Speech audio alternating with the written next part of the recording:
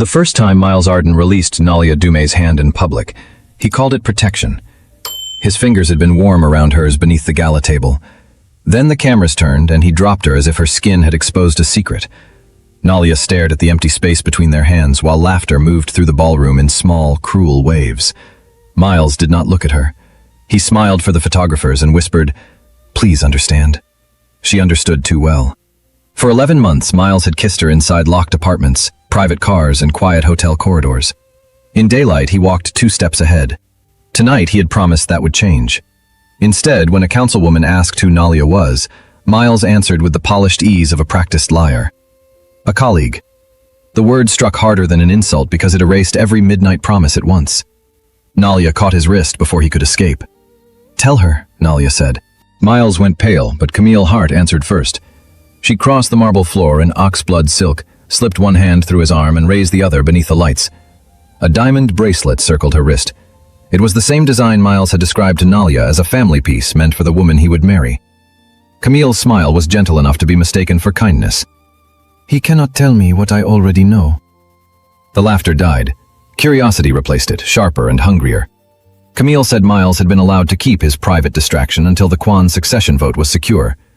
Nalia heard the word allowed and felt the room tilt. Miles reached for her, but she moved beyond him. "Was I your secret?" she asked, "or your assignment?"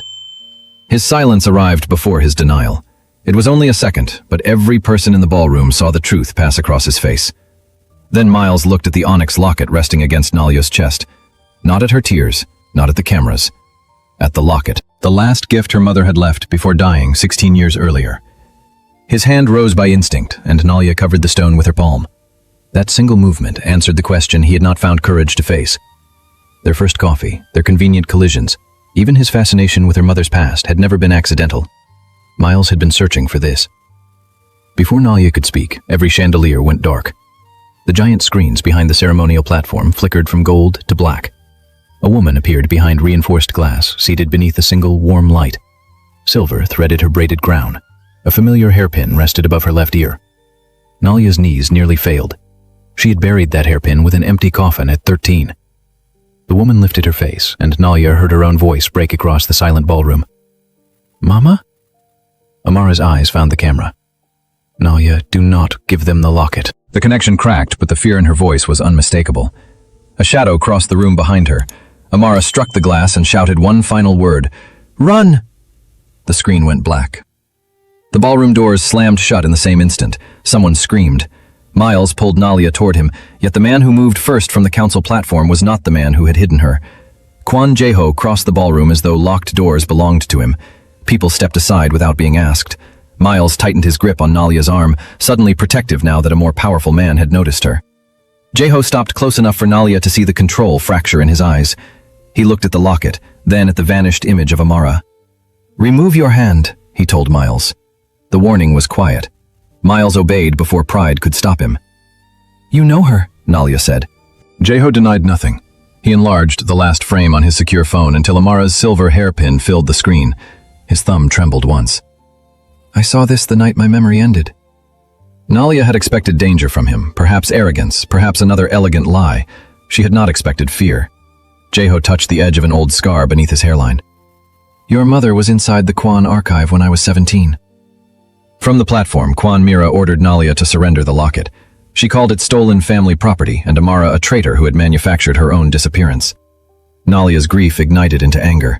"My mother is alive and you are discussing jewelry?" Mira's gaze did not change. "Your mother is alive because someone wants my grandson to choose badly." Jae-ho turned toward her. Something colder than rebellion settled across his face. "Then I will choose where everyone can see." He took Nalia's hand in front of the cameras Miles had feared. Not her wrist, not her elbow, her hand.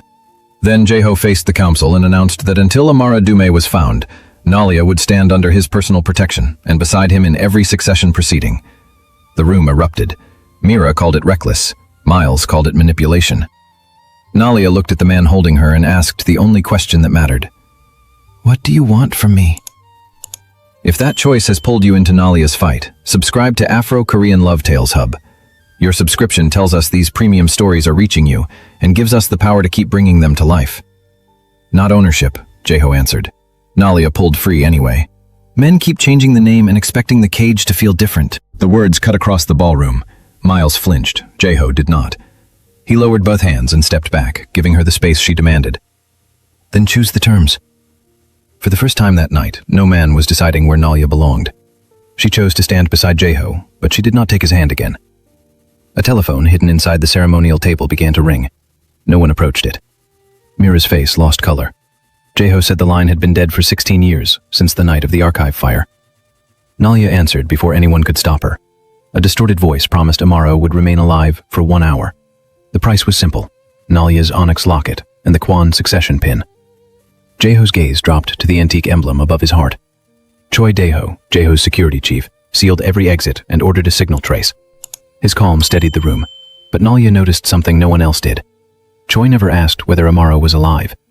He asked how much she remembered. When Nalia challenged him, he explained that fear changed what witnesses believed. Jeho's eyes narrowed. Choi bowed with perfect respect, yet the dark ring on his hand clicked twice against his watch before he turned away. The signal pulse reached Nalia's locket. Its hidden compartment sprang open against her palm. She had worn it for 16 years without knowing it could move. Beneath Amara's tiny portrait lay a black memory card and a point of cold white light. Coordinates appeared on Jeho's secure phone without readable markings on the locket itself. The location sat beyond the city, inside a medical facility erased from every Quan record. Mira whispered, "That place was destroyed." Jeho answered, "Apparently it remembered us." As security reopened one guarded exit, Miles stepped in front of Nalia. He held up his inherited ring. The same rectangular black stone appeared in the corner of Amara's old portrait. Miles said his father had funded the facility and that Camille's family supplied its access system. Nalia wanted to hate him cleanly, but guilt had ruined his voice. "Let me help." Jeho asked whether this was another private promise. Miles looked at Nalia and said, "No, this one can destroy me." Camille approached with an access card concealed inside her clutch. She admitted the engagement was a contract designed to merge 2 surveillance networks after the succession vote. Miles had agreed because his father threatened someone he loved. Nalia almost laughed at the cruelty of the phrase. "Which one of us?" Camille's eyes filled. "Both." She placed the card in Nalia's hand and added that Amara had been moved 3 times whenever the Quan pin changed owners. Jeho had become the next trigger. Nalia followed Jeho toward the rain. Behind them, Mira warned that leaving the gala would forfeit his succession claim. He removed the pin, looked at it once, and fastened it again. "Then they can watch me risk it." A second image arrived. Amara's chair was empty. On the glass, a wet handprint slowly slid downward while a timer pulsed without readable digits. Nalia stopped breathing. Jeho took her hand again, this time only after she reached for his first. 11 months earlier, Miles had entered Nalia's life with spilled coffee and an apology too charming to question. He had known which cafe she used, which table she preferred, and which unmarked book she carried on Thursdays. Nalia remembered thinking fate had finally become specific. Now, riding toward Jeho's residence, she replayed the collision and saw Miles glance at her locket before he looked into her eyes. The romance had begun with surveillance wearing the face of coincidence. That did not mean every feeling had been false. Their first kiss came after the cafe closed, when rain trapped them beside the window and Miles admitted he hated the life chosen for him. Nalia had believed his vulnerability because it trembled. He had kissed her as though secrecy was temporary, as though daylight would eventually forgive them. Remembering it hurt more than discovering the plan. A complete lie could be discarded. A love mixed with calculation kept cutting from both sides. Naya Bell had warned her after the 3rd hidden date. "A man who only loves you where nobody can witness it is protecting himself, not you." Nalia had defended Miles because hope can make intelligence negotiate against itself. She said his family was complicated. She said public attention was dangerous. Naya asked why danger always required Nalia to disappear. The memory returned now with a second wound. Naya had known more than she admitted, and fear had lived beneath every warning. Jeho had first seen Nalia outside her workplace 6 months earlier. She had paused beneath the awning to help a frightened child find his mother, while executives rushed around her. The onyx locket caught the rain-muted light. Jeho recognized its shape from nightmares he could never finish. He ordered Choi to identify her, then spent weeks watching from across the street, unable to decide whether approaching her would save her or awaken the people hunting Amara. Miles asked about Amara on their 4th date. He did it softly, between stories of school and grief, after Nalia had finally stopped guarding every answer. She told him her mother vanished after a fire and was declared dead without a body. Miles held her through the confession. Later, while Nalia slept, He photographed the locket beside his father's ring. He deleted the image before morning, but the apartment camera caught a reflection he never knew existed. Jeho showed her the reflection without commentary.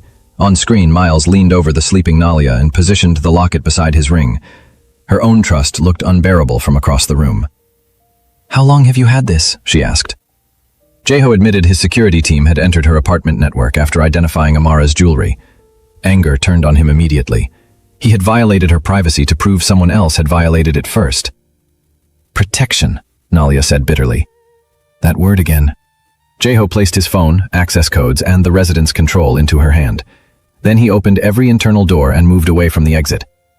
"You can leave. You can erase the footage. You can call the police. I will still search for your mother." The surrender of control unsettled her more than dominance would have. Nalia deleted nothing. She ordered him to stop watching her private life and share every file bearing Amara's name. Jeho agreed without bargaining. Under magnification, Amara's portrait revealed an edge Nalia had never noticed. A second child stood beside her, older, one arm wrapped around Amara's waist. Time had damaged the girl's face, but a small oval locket hung at her throat. Nalia insisted the child could be a cousin. Jeho said nothing. His silence carried recognition without memory. When she demanded the truth, pain tightened across his brow. "I know her," he whispered, "but I do not know from where." The black card contained 11 seconds of damaged footage. A 17-year-old Jeho pounded against a descending archive door while smoke-colored suppression mist filled the corridor.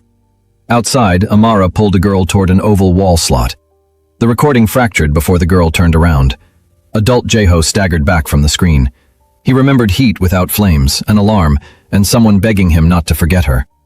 The final frame showed Miles's father beside the control panel. Pain drove Jeho to one knee. Nalia moved toward him, then stopped before contact. "May I?" He nodded.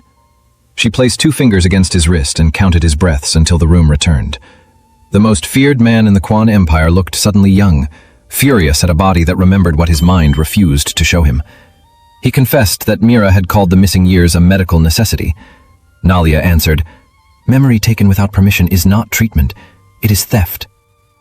Before they followed the coordinates, Nalia looked into the silence that had gathered around their impossible search.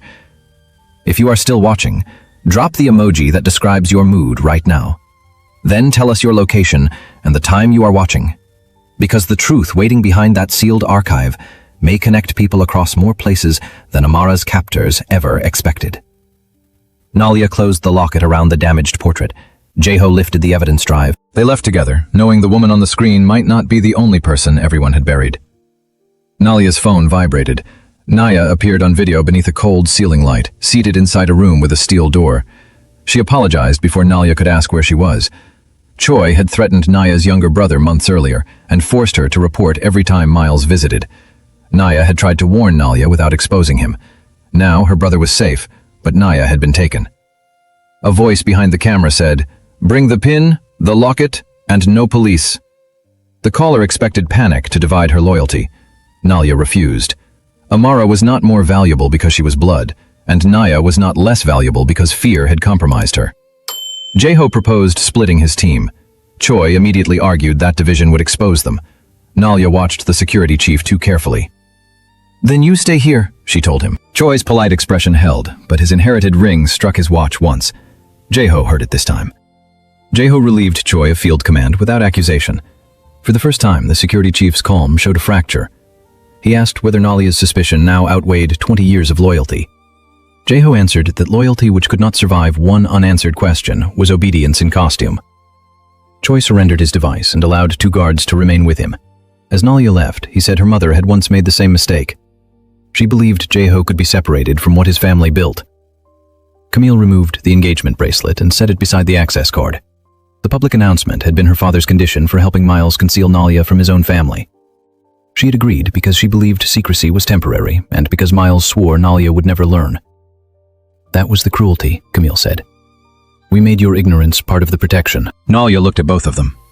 "You protected me from a danger I never consented to by making me live inside a lie." Miles finally named the architect, his father. The elder Arden had financed memory research for the Quan family, then used Amara's disappearance to secure influence over the succession. He ordered Miles to find Nalia, earn her trust, and recover the locket. Miles claimed he fell in love and delayed the theft. Nalia asked whether that was supposed to comfort her. "No," he said. "It is the part that makes what I did unforgivable, because I knew exactly who I was hurting." They built a plan from people who no longer trusted one another. Camille could open the medical wing. Miles knew his father's emergency route. Jeho carried the pin the captors wanted. Nalia carried the one object every faction had spent 16 years hunting. She insisted on leading the approach to Amara. Jeho objected once, heard the answer in her face, and changed the plan. "Then I stay beside you." It was not permission. It was a promise. The facility appeared beyond the trees like a building trying not to be remembered. 3 stories of wet concrete rose behind a broken fence, yet cold light moved through windows that should have been dead. Nalia stepped from the vehicle before it fully stopped. Jeho followed with the succession pin hidden beneath his coat. Camille gripped the access card. Miles stared at the upper floor and admitted his father once brought him there as a child.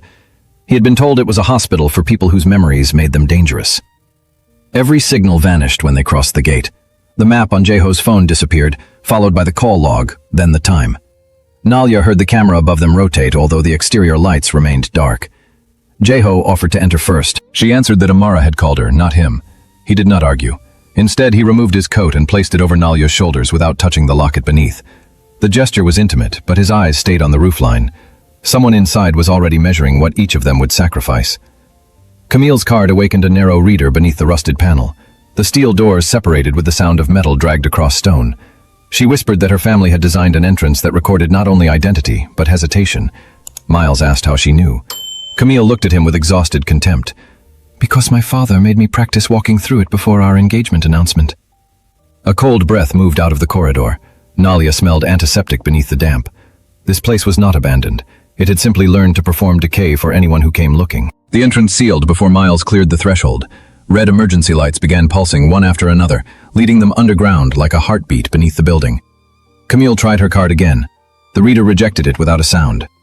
Jeho ordered no one to separate, but a speaker hidden in the ceiling answered with Amara's recorded voice. "Nalia, come alone." The sentence repeated from farther down the corridor, then from behind them. Nalia knew her mother's voice well enough to feel hope. She also knew fear well enough to recognize when hope had been sharpened into bait. Miles's emergency receiver vibrated inside his pocket. The residence feed showed 2 guards unconscious beside an open service panel. Choi stood between them, buttoning his charcoal jacket with maddening calm. He looked directly into the concealed camera and tapped his inherited ring against his watch twice. Then the feed ended. Jeho said the pattern had once been a field signal, meaning compromised route. Miles called it theater. Nalia asked the only question that mattered. If Choi had wanted to escape unseen, why had he made certain they watched him leave? The corridor divided at a door with an oval recess cut into its frame. Nalia's locket warmed against her skin before she touched it. Jeho caught her wrist gently, asking whether Amara had ever warned her about opening doors with it. Nalia remembered only one childhood instruction: never let anyone remove the necklace while she slept. She placed the onyx into the recess herself. Hidden gears turned. The door opened, but the locket would not release. A white light traveled beneath the stone as though the building had recognized not the jewelry, but the woman wearing it. Warm light rose inside the glass room. The woman from the ballroom screen stood slowly, one hand pressed to her chest. Silver crossed her braided crown. The antique hairpin waited above her left ear. Nalia moved until her palm hovered over the glass, afraid that touching it would make the image vanish. The woman whispered her childhood name, Leah, and tears broke free. Jeho remained behind Nalia, close enough to protect her, but far enough not to invade the reunion. Then he noticed the woman was crying without ever looking at Nalia's locket. Nalia pressed her hand to the barrier. The woman matched it, and for one dangerous second, every lost year collapsed between their palms. She spoke of the fever Nalia survived at 7, and the song Amara used to hum through the worst nights. Each detail was correct. Each answer sounded rehearsed only because Nalia could not accept that love might return in a room built for deception. "Open the door," the woman begged. "Give them what they want." Nalia almost reached for the locket mechanism until the hairpin shifted and exposed a clean, unscarred patch of skin. Amara had worn the silver pin on the right, always. The left side of her scalp carried a narrow burn from the night Nalia was born, and metal made it ache. The woman behind the glass touched the pin too late. Her tenderness vanished for half a breath, replaced by calculation. Jeho asked her what Amara had said to him inside the archive 16 years earlier. She answered that he had been unconscious. Jeho's voice hardened. "Then why did you tell the ballroom you remembered me?" The woman lowered her hand, and the room's warm light suddenly felt clinical. Nalia asked what she had placed inside the empty coffin when everyone insisted Amara was dead. The woman named the hairpin. Nalia felt grief become certainty. The pin had been found weeks after the funeral and added by the authorities. Nalia herself had buried a red sewing button inside the coffin because Amara once promised that one missing button meant a dress was waiting to be finished. No official file contained that memory. The woman's face emptied. "They told me enough," she said, no longer using Amara's voice. "They only underestimated what a daughter keeps." The imitation mother removed the silver pin and placed it on the table. Her shoulders straightened. Even her breathing changed. She admitted surgeons had softened her jaw, specialists had taught her Amara's speech, and 16 years of stolen recordings had supplied the memories. Her task was to make Nalia surrender the locket willingly. "Your mother refused to teach us the final mechanism," she said. Nalia asked whether Amara was alive. The woman smiled with professional cruelty. "She was when the vehicle left." Somewhere beneath them, an engine started, and hope became a moving target again. A transparent barrier dropped between the two pairs. Miles shoved Camille backward before its lower edge struck the floor. Jeho hit the release panel, but the controls went black beneath his hand. On the far side, Camille pointed toward a service passage opening behind them. Nalia shouted for both of them to run. Miles looked at her through the glass as if waiting for one final judgment. She gave him none. Forgiveness was not required for survival. The passage doors began closing, forcing Miles and Camille deeper into the facility, while Nalia and Jeho were pulled toward the archive route. A second door divided Miles from the emergency route he had memorized. The open path led toward Nalia. Camille's path was collapsing beneath a descending steel shutter. For 11 months, Miles had made choices that preserved his access to Nalia while forcing her to carry the cost. This time, he turned away from her. He threw himself beneath the shutter, caught Camille around the waist, and pulled her through seconds before it sealed. Camille stared at him, breathless. "Do not mistake this for redemption," she warned. Miles answered, "I finally know the difference." The red pulse above the corridor struck Jeho like a physical blow. A girl's voice returned inside his scar, counting backward while someone hammered on a sealed door. He could not see her face, only a dark hand holding an onyx locket identical to Nalia's. Nalia took his wrist, asked permission with her eyes, and began the same count. 5, 4, 3. His breathing followed hers. At 1, the memory changed. The unseen girl had not been begging him to survive. She had been begging him to remember a promise he had already made. A dead control screen flickered and Choi appeared through static. He said the facility had changed its routes since the map was made. Jeho demanded to know where he was. Choi ignored the question and warned them not to enter the transfer chamber together. One door measured the succession pin, the other measured the locket.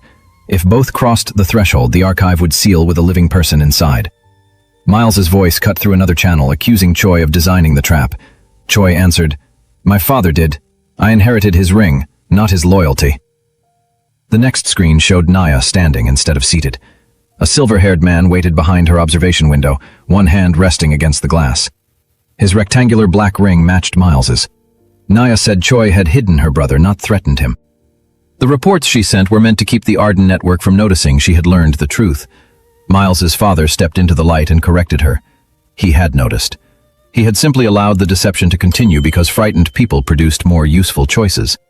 Then he promised Nalia that the next wrong choice would empty Nalia's room of oxygen.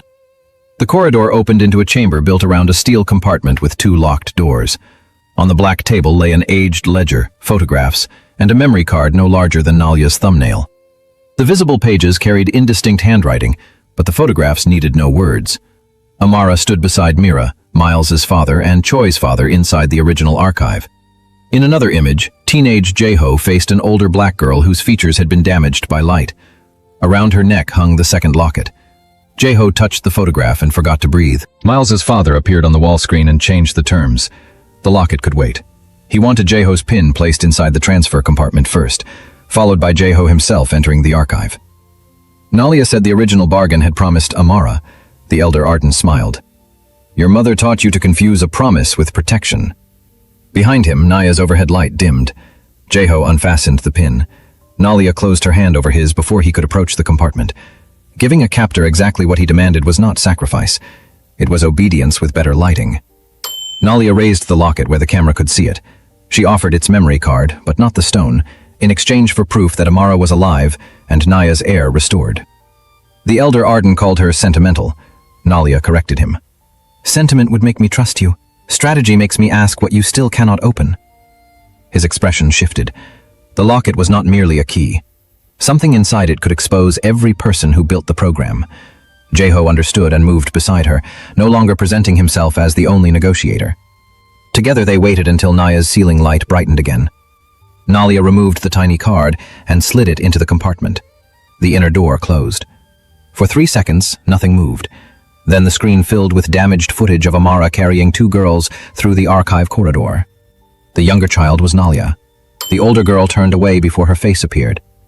Jae-ho's succession pin grew hot inside his fist, reacting to a hidden transmitter beneath the compartment. He realized the demand had never been about ceremony. The pin was a remote lock. If inserted, it would seal the archive from the outside and place its controls in the Elder Arden's hands. Jae-ho moved the pin close enough to activate the sensor, then stopped. A second lock opened beneath the first, shaped for the dark stone in Choi's inherited ring. The trap required both families, Kwon authority to seal the victim, Choi access to erase the record. Nalia understood why Choi had escaped. He was coming to complete or break the mechanism. The chamber speaker demanded the pin. Jae-ho turned it backward instead. The sensor screamed. Every steel door in the facility unlocked for half a second, and somewhere far away, Camille shouted that she had found Miles's father. Miles reached the holding room control wall and found his father waiting behind reinforced glass. The 2 black stone rings faced each other like proof of inherited damage. The Elder Arden ordered his son to recover Nalia's locket and leave Camille behind. Miles asked whether he had ever been loved without a condition. His father answered that conditions were what made love useful. Camille stepped beside Miles, not behind him. She told the older man his access network now belonged to the council investigators. He laughed because the evidence was still locked inside the memory archive, and Jae-ho was about to become its final prisoner. Choi entered through the service passage with rain still shining on his shoulders. Jae-ho aimed a weapon at him. Choi did not reach for his own. He held up the inherited ring and admitted his father had built the second lock for Mira. For 16 years, Choi had served Jae-ho while secretly preventing the ring from returning to this room. Tonight, someone copied its signal. He escaped custody because remaining obedient would have left the original key trapped at the residence. "You can arrest me later," he said. "First decide whether you want the archive opened or buried again." Jae-ho asked Nalia whether she trusted Choi. She answered, no. Then she took the ring. Trust was not the same as using the only available truth. Choi explained that turning both keys backward would open the archive but erase its ventilation sequence. Someone would have less than 6 minutes to retrieve the evidence and escape. Jae-ho volunteered before the warning ended. Nalia refused to let the decision become another performance of male sacrifice. The archive recognized her locket, his pin, and Choi's ring. All 3 of them would turn the keys, and all 3 would own what followed. Nalia pressed the locket to the oval reader. Jae-ho turned the succession pin backward. Choi fitted his ring into the lower lock. On Nalia's count, all 3 moved together. The chamber lights died, then returned in deep red. A vertical door rose at the far wall, releasing air so cold it carried the smell of metal and old smoke. The system announced nothing, but a white fixture began pulsing faster. Choi said they had less than 6 minutes. Nalia entered first, because every stolen year of her family waited on the other side. Rows of steel shelves emerged from the mist. Evidence boxes filled them from floor to ceiling, untouched by the fire everyone claimed had destroyed the room. Analog machines rotated without sound. The oval slot beside the inner door glowed beneath Nalia's locket. Jae-ho stepped across the threshold and the door shuddered, recognizing him. Choi remained outside to hold the lower lock. He warned that if the pin left Jae-ho's body, the room would seal. Nalia looked at the emblem over Jae-ho's heart and understood that the archive had been built around his captivity. 6 white lights burned above the archive. The first went dark before they reached the nearest shelf. Nalia searched for Amara's name while Jae-ho followed the dates around his missing memory. No labels were readable, but Amara had taught Nalia a system using colored thread on storage seams. Plum meant family. Gold meant danger. She found both colors tied around the same steel drawer.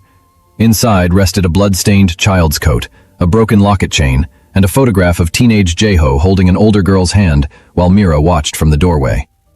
The drawer triggered an analog monitor. Amara appeared younger, exhausted, and unafraid. She said the memory program had never been designed to heal trauma. Mira wanted loyalty stripped of doubt. Arden wanted secrets removed from witnesses. Choi's father built the locks because he believed obedience would protect his son. Amara had copied the ledger and divided its access between her daughters. Nalia touched the screen when Amara said daughters. Jeho asked the recording who the older girl was. Amara turned toward someone outside the frame and said, "The one they made him forget." The footage changed. A teenage girl dragged 17-year-old Jeho through suppression mist while the archive door descended behind them. Her face remained turned away, but the scar through her left eyebrow was already visible.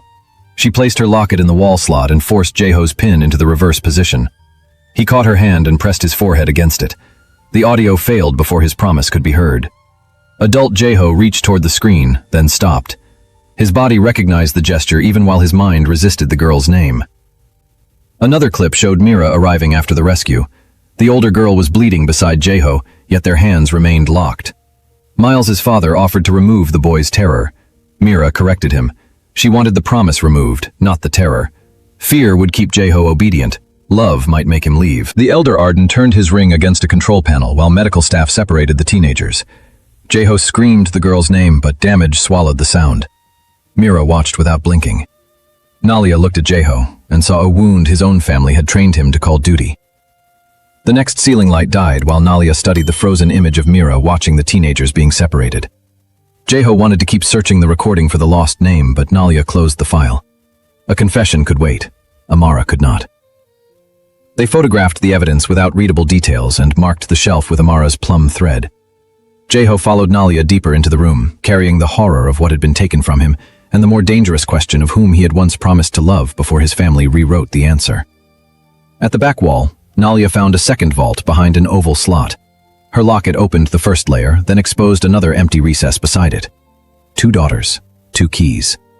The evidence had been divided so neither child could be forced to reveal it alone. Nalia tried the succession pin, but the mechanism rejected metal.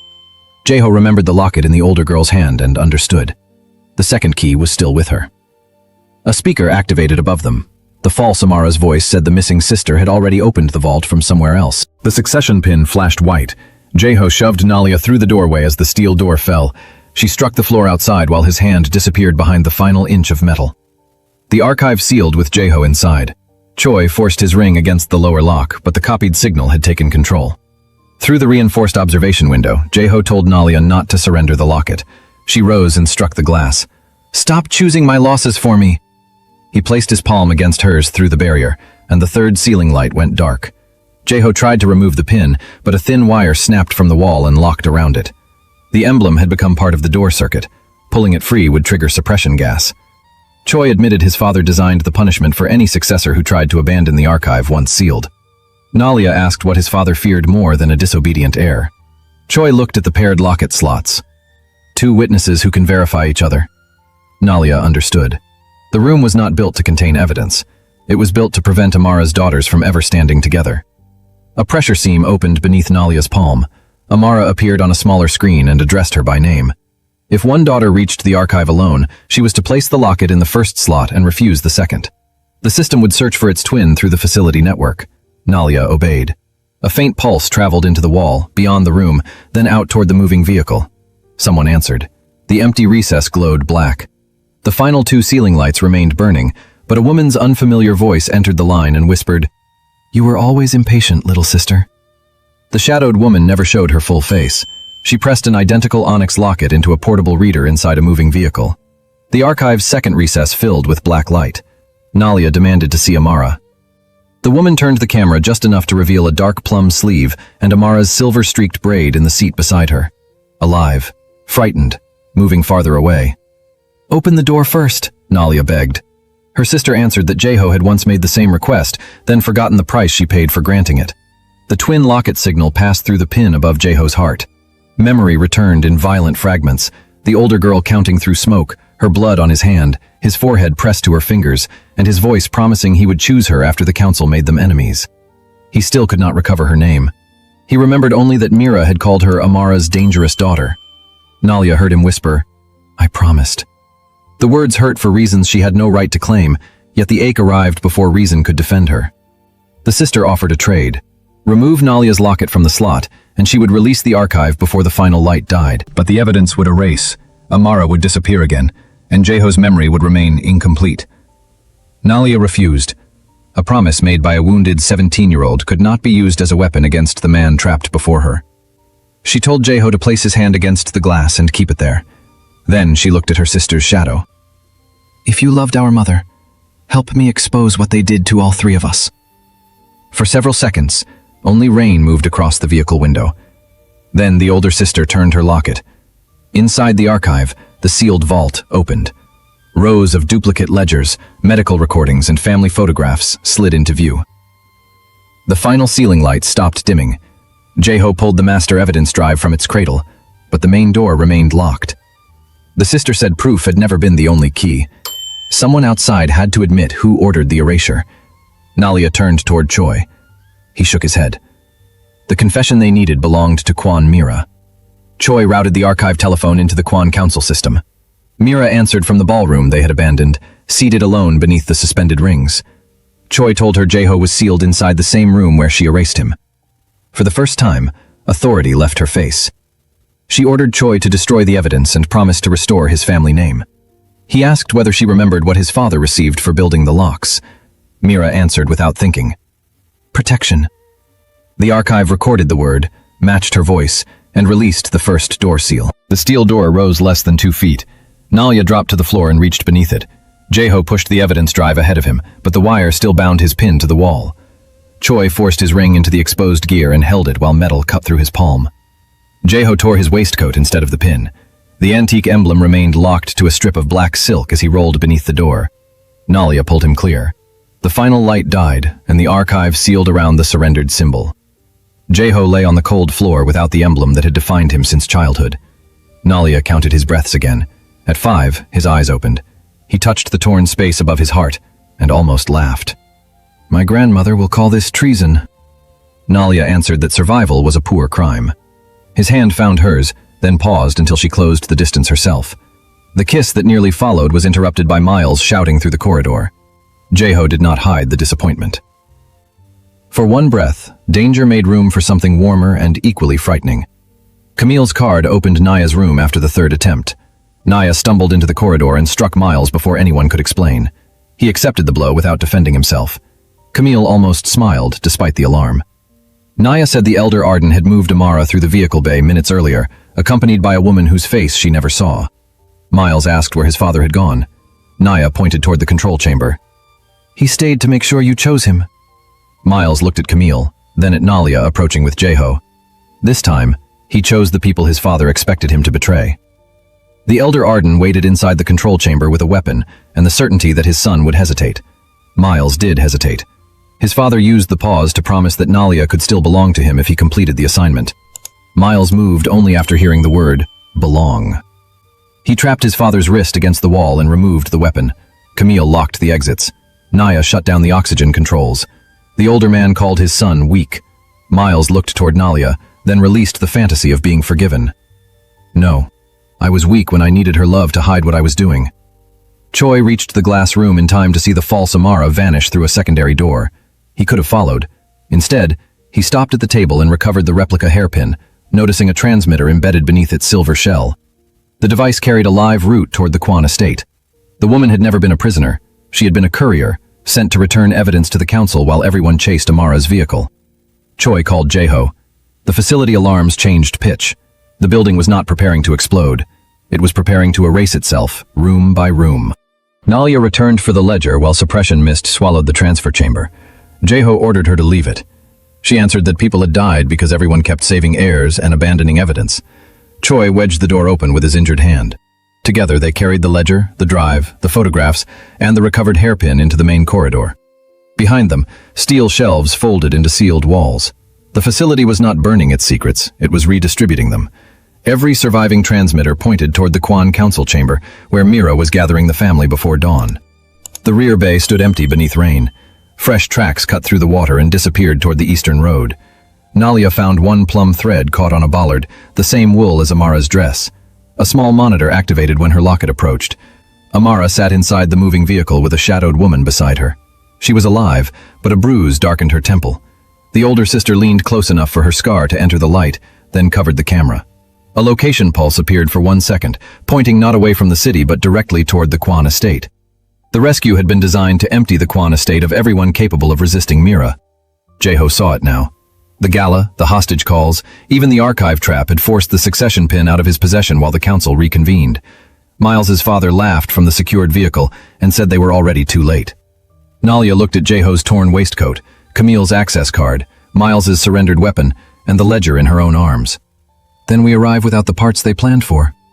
Dawn softened the rain as they turned back toward the council. Naya could have left with the medical team. Instead, she took the replica hairpin from Choi and placed it in Nalia's hand. She would testify that the Arden network forced her surveillance, that Choi protected her brother, and that the false Amara moved freely through the facility. Fear still shook her voice, but it no longer controlled the direction of her feet. Choi offered an apology. Naya said apologies belonged after truth, not before it. Nalia almost smiled. The women who had been used as leverage were returning to the council as witnesses, and no one there was prepared for that difference. Before entering the vehicle, Jeho lifted one hand toward Nalia's face and stopped. He had crossed locked doors for her, surrendered power, and nearly died beside her. Yet he still waited for permission to touch what grief had made fragile. Nalia leaned into his palm. She told him the girl in his memory deserved the truth, even if that truth changed whatever had begun between them. Jeho answered that a forgotten promise was not permission to use either woman. Then he pressed his forehead to Nalia's, choosing honesty before certainty as the estate gates opened ahead. The council chamber doors opened before their vehicle stopped. At the center of the long black table rested Jeho's succession pin, cleaned of torn silk and arranged beneath a narrow gold light. He had left it locked inside the archive. No guard could explain how it returned. Mira sat behind it with the composure of someone who believed possession was proof. Nalia saw the trap immediately. Whoever carried Amara's second locket could open the archive remotely, remove the pin, and enter the estate without appearing on a single camera. Her hidden sister had been inside the council's defenses all night. Mira declared Jeho medically compromised, emotionally manipulated, and disqualified from succession. She described Nalia as an operative carrying stolen family technology. Anonymous council members shifted toward the pin, relieved to have simple words for a complicated crime. Jeho did not defend his title. He asked who retrieved the emblem from a sealed archive. Mira said the estate protected what belonged to it. Nalia walked into the central circle with the ledger against her chest. Then the estate can explain why it protected a piece of gold before it protected a kidnapped woman. The chamber became still enough to hear Mira breathe. Nalia laid the ledger beside the succession pin. Choi added the evidence drive and the false Amara's transmitter hairpin. Jeho placed the strip torn from his waistcoat next to the polished emblem, proving someone had removed it after he escaped. Mira called the display theatrical. Nalia agreed. You built your power around performance. We brought the machinery. Choi connected the drive to the seamless screens. Before the footage could begin, every screen turned black. A secure light activated inside the protected testimony room. The woman who had pretended to be Amara was waiting there. Mira called the ledger forged, the recordings altered, and the hairpin planted by Arden agents. She ordered the evidence removed before the council could see it. 2 guards entered the circle. Jeho stepped into their path without raising a hand. He reminded them that a succession challenge required evidence to remain until every chair voted. Mira answered that he had already surrendered the pin. Nalia looked at the emblem on the table. He surrendered an inheritance, not his right to tell the truth. One by one, the guards stopped. Even power hesitated when its rules were spoken where everyone could hear. The false Amara appeared on every screen from the protected room beside the chamber. Her replica braid remained, but the silver hairpin was gone. She claimed Arden physicians had coerced her into impersonation and that Mira knew nothing about the facility. Mira accepted the statement too quickly. Nalia asked why a frightened witness had entered through a door controlled only by the Kwan Council. The woman glanced off camera. Her answer repeated the exact phrase Mira had used moments earlier. The estate protected what belonged to it. The testimony was not freeing Mira, it was revealing the script between them. Nalia held the hairpin transmitter beneath the testimony camera. Its signal had entered the Kwan estate before the rescue team returned. If Arden controlled the woman alone, why had the route terminated inside Mira's private testimony room? The witness looked toward the concealed exit. Nalia softened her voice. She did not ask the woman to protect them. She asked who was threatening her now. The false Amara's clinical mask fractured. She said a guard outside the frame had orders to kill her if she named the person who selected Nalia's childhood memories for rehearsal. Nalia told the witness to say only whether that person was inside the chamber. The woman lifted one trembling hand and pointed through the camera. Every face turned toward Mira. "She chose the memories," the witness whispered. "Arden changed my face, but Kwan Mira taught me how a mother should hurt her daughter." A sharp sound cut through the transmission. The witness looked toward the rear door. Nalia shouted for security to enter the protected room. The screen went black before the chair could move. Mira remained seated, but her fingers crushed the carved onyx ring against her palm. Nalia and Choi reached the protected room within seconds. The chair was empty. A concealed stone panel stood open behind it, revealing a narrow service stair. The false Amara had vanished again, leaving only a plum thread caught in the hinge. Choi followed the transmitter pulse and found it moving beneath the chamber toward the succession table. Nalia understood that the woman's accusation might be true and still serve another plan. The hidden sister was using every confession to pull attention away from the pin. By the time they returned, the central circle was surrounded by locked doors. The investigator doors opened and Miles's father entered with his wrists restrained beneath his coat. Miles walked behind him beside Camille and Naya. The older man smiled at Mira as though arrest were another negotiation. He denied kidnapping Amara and called the facility a lawful research site. Naya asked why lawful rooms needed oxygen controls. Camille displayed the access history on an unmarked device. Miles removed his inherited ring and placed it beside his father's. The matching stones carried the same facility code. For the first time, the elder Arden looked less like a patriarch and more like a man cornered by his own design. Miles confessed that he engineered the cafe meeting, photographed the locket, and kept Nalia hidden because his father required access without scandal. He also admitted he had loved her. The council murmured as though love reduced the crime. Miles stopped them. "It made it worse.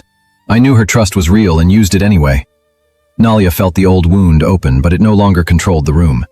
Camille stepped beside her, not as a rival, but as another woman turned into contract language. Miles asked for no forgiveness. He asked that his confession remain attached to the evidence forever. Naya admitted she reported Miles's visits, but explained that Choi moved her brother before Arden could reach him. She had continued sending partial information to convince the network its leverage still worked. Choi accepted responsibility for keeping Nalia uninformed. He called it protection, then looked at her and corrected himself. Control. I inherited the habit even when I rejected the purpose. Nalia did not absolve him. Truth did not require instant intimacy. The council recorded every word as Nalia described the holding room, the false Amara's freedom, and the vehicle that carried the real Amara away. Camille placed the engagement bracelet on top of the unsigned merger contract. She said her family had supplied access systems in exchange for a marriage that would hide shared crimes behind ceremony. Then she tore the pages down the center. Miles flinched, not because he lost the arrangement, but because he finally understood what obedience had cost her. Camille told the council she would release every access record to investigators. Nalia touched her arm once in silent recognition. Neither woman had won a man. They had survived a structure that expected them to compete, while men converted their silence into power. Choi played the archive call. Mira's voice filled the chamber, ordering him to destroy the evidence and promising restoration of his family name. She argued the words had been manipulated by pressure. Jae-ho asked whether pressure created the phrase she had used for 16 years. Protection. Mira looked at the grandson she had remade and said every decision preserved his life. Nalia answered that survival without choice was captivity. The evidence drive opened. Images of teenage Jae-ho and Amara's older daughter appeared across the screens, their hands locked while Mira directed physicians to separate them. The restored audio returned one word at a time. Teenage Jae-ho promised the older girl he would choose her when the council forced him to choose power. He called her by a name still broken beneath static. Mira ordered the recording stopped, but no guard obeyed. Adult Jae-ho watched his younger self press his forehead to the girl's hand. Nalia stood beside him without claiming what the memory should mean. The council finally saw the cruelty clearly. Mira had not erased danger from her grandson. She had erased the person who made him willing to abandon her empire. Mira finally admitted the older girl had been promised to Jae-ho through an agreement Amara arranged before the archive fire. She called the girl unstable, brilliant, and capable of turning Jae-ho against the family. When the teenagers tried to expose the program together, Mira chose the succession over their consent. "I saved you from becoming weak," she told him. Jae-ho's voice barely rose. "You made me powerful enough to obey you." Nalia watched grief cross Mira's face, genuine and monstrous at once. The older woman had mistaken possession for maternal love so completely that cruelty still felt like devotion. Jae-ho invoked the council rule Mira had taught him as a child. Any chair proven to have altered an heir's memory lost authority until an independent tribunal reviewed the evidence. Choi disabled her controls. Mira expected Jeho to take the elevated seat. He left it empty. She asked whether Nalia had replaced his family. Jeho said Nalia had done something his family feared more. She reminded him that he could choose without replacing one owner with another. Investigators closed around Mira. She looked at the pin on the table, still convinced the object could return power to the right hand. The council offered Jeho temporary control. He picked up the succession pin and felt 16 years of commands inside its weight. Mira waited for him to fasten it above his heart. Instead, he placed it at the center of the table and surrendered every emergency authority attached to it. The chamber erupted again. Jeho did not look toward the cameras. He looked at Nalia. "I cannot ask you to trust a choice made while I still benefit from the cage." Mira called him foolish. Nalia saw something rarer than dominance in his face. A powerful man willing to become uncertain in public. Jeho offered Nalia his hand, palm open, no title attached. He said he could not promise what the recovered memory would demand tomorrow. He could promise that he would never hide her today. Nalia looked toward Miles, who once loved her only where nobody watched. He lowered his eyes and stepped back. Then she looked at the Korean Mafia boss who had surrendered an empire before asking for her answer. She placed her hand in Jeho's. The cameras flashed. He did not release her. When fear tightened his fingers, she placed his hand against his chest and made him feel the choice was still his.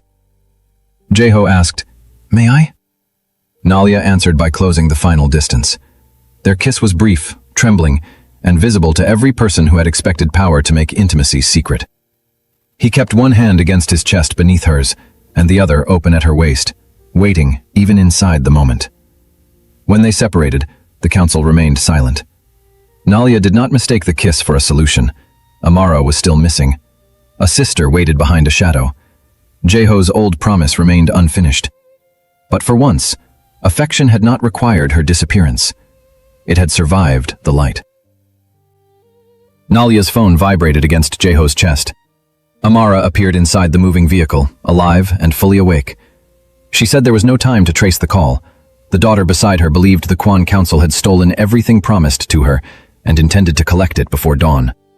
Nalia begged Amara to name her sister. Amara looked toward the shadowed seat and whispered that the name was not hers to surrender. Then she warned Jeho that remembering the promise would not reveal the whole truth. The call cut off as a second device began ringing inside the chamber. The new call opened without a face. A second onyx locket rested on the vehicle seat, identical to Nalia's down to the narrow scratch beside its hinge. Jeho leaned closer and whispered that he had held it before. The council doors locked again, although no guard touched them. Nalia's own locket warmed against her chest as if answering its twin. A woman breathed beyond the camera but remained hidden. Then a dark hand lifted the phone, turning it slowly toward Amara and the shadowed passenger beside her. Nalia's phone rang again. This time the caller used video. A woman appeared in shadow beside Amara, but only half her face was visible. It was enough. She had Nalia's eyes, her cheekbones, and her mother's mouth. The woman leaned toward the camera. "Hello, little sister." Nalia could not breathe. The stranger smiled. Then she held up the Quan succession pin, the pin that should still have been lying on the council table. Everyone turned. The table was empty. The woman spoke again. "Jeho did not lose his empire tonight. He gave it to me." The call ended. Nalia slowly faced the man who had chosen her where everyone could see. Jeho looked at the empty council table and then at the second locket frozen on Nalia's screen. He did not deny recognizing the woman. He only whispered, "That is the girl I was supposed to marry." Part 2 in the comment section, because Nalia has just discovered that her mother is alive. Her hidden sister holds the Quan succession, and Jeho's forgotten promise may belong to another woman.